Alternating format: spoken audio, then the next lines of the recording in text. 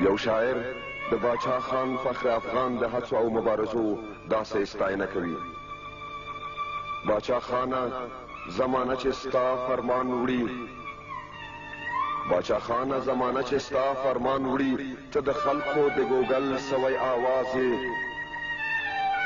ته زمونږ د هلو ځلو انجام نه یې، ته زمونږ د هلو ځلو انجام نه یې، ته زمونږ د ننګونو سره آغاز یې.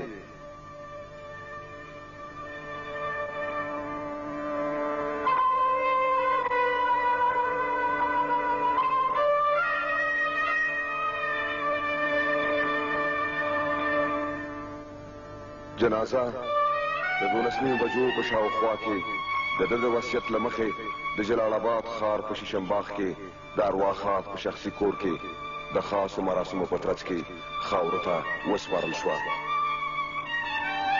د ښخولو په مراسمو کې د ازادۍ او سولې د لارې د دغه ستر سالار د درناوي په توګه د مراسمو د څه د پاسه 200,000 تنو برخوالو د خواشینۍ او خفګان په فضا کې وشوه.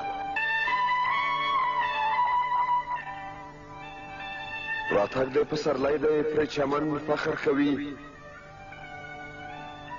د ناز په تشکتو دی دا گلشن فخر کوي.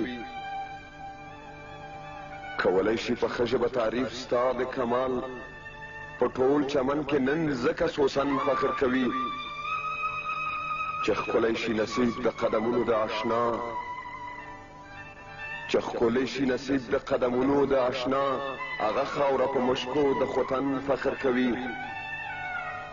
په خیر راغلی وطن لره، په خیر راغلی وطن لره زمونږ فخر افغانه، په یاد ستا د نامه شعر و سخن فخر کوي.